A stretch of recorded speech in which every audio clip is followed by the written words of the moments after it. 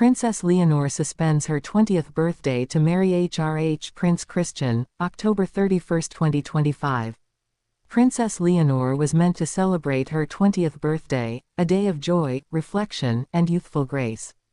But instead, she made a decision that stunned the world. The Crown Princess of Spain chose to suspend her birthday celebration, to marry the man who captured her heart, His Royal Highness Prince Christian of Denmark. October 31, 2025, the date that forever united two thrones, two families, and two nations in royal history. The royal palace in Madrid awoke that morning to a silence unlike any other. Inside Zarzuela Palace, behind tall windows draped in crimson and gold, something extraordinary was happening. Invitations had been quietly dispatched weeks before, under the guise of a private celebration. But those close to the royal family knew, this wasn't just a gathering. It was destiny. The young heir to the Spanish throne, Princess Leonor, had long been admired for her composure, her education, her grace. Yet, beneath the polished surface, she was a woman following her heart. Her connection with Prince Christian, the future king of Denmark, had been whispered about for years. From state dinners to summer holidays, their friendship blossomed into something deeper, stronger, and timeless. The decision to marry on her 20th birthday wasn't a coincidence.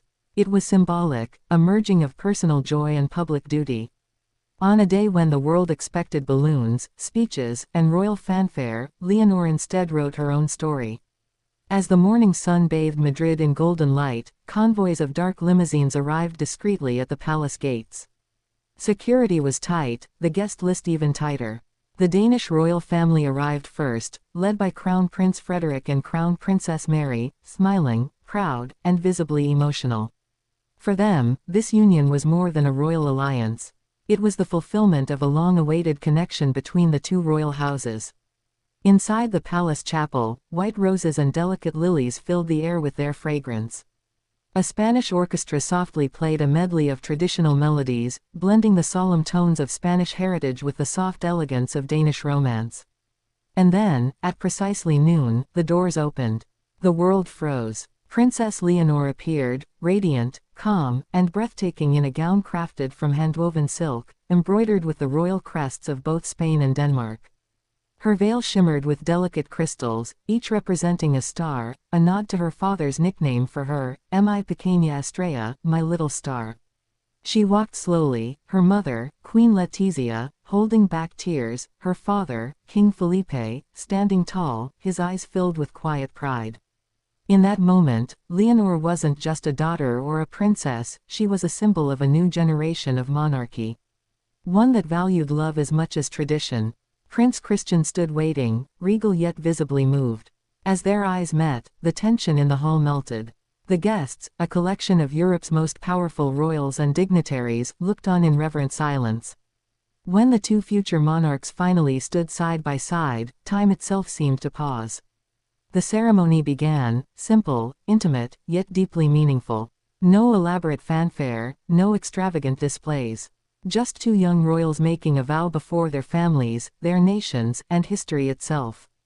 As the priest spoke the words of blessing, Leonor's voice trembled ever so slightly when she said, "Si, lo acepto." And when Christian followed with, "Ja, jeg går det," a quiet gasp rippled through the crowd. Two languages, one promise. The moment their rings were exchanged, crafted from Spanish gold and Danish silver, the chapel erupted into applause. Even the King and Queen of Spain stood to embrace their daughter. The Danish royals, visibly touched, nodded in approval. The union wasn't just of hearts, it was of empires. Outside, the Spanish flag fluttered beside the Danish. Bells rang across Madrid, echoing through the city like a royal heartbeat. Crowds gathered outside the palace gates, waving flags and cheering. The announcement spread like wildfire across the world. Princess Leonor of Spain and Prince Christian of Denmark are married. News outlets scrambled to cover every detail. Fashion critics dissected her gown, analysts debated the political significance, and the world marveled at the quiet power of love that had bridged two royal dynasties. As the day unfolded, the newlyweds appeared on the palace balcony, hand in hand, smiling beneath the late afternoon sun. Leonor's eyes sparkled as she waved, while Christian whispered something that made her laugh softly. The crowd roared with approval.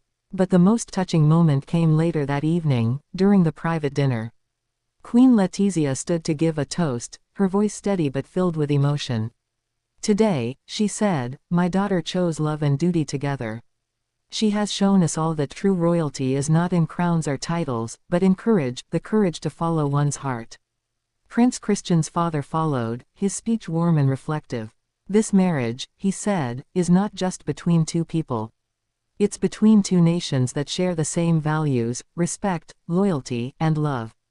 As the dinner continued, guests mingled, laughter echoed through the grand halls, and the orchestra played waltzes from both countries.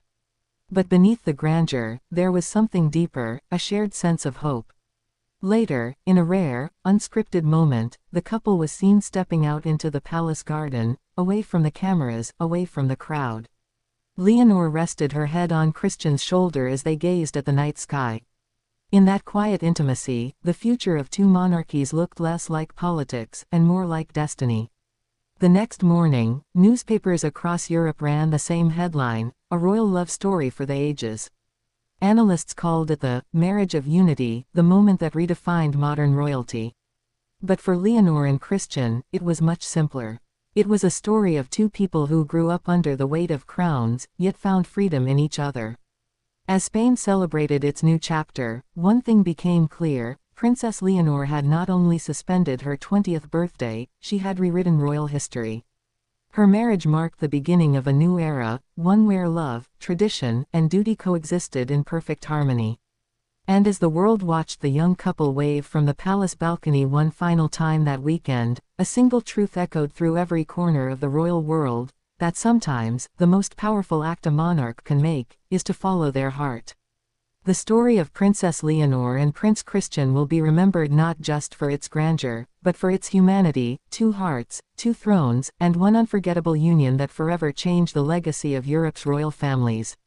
A birthday forgotten, a crown shared, a love eternal.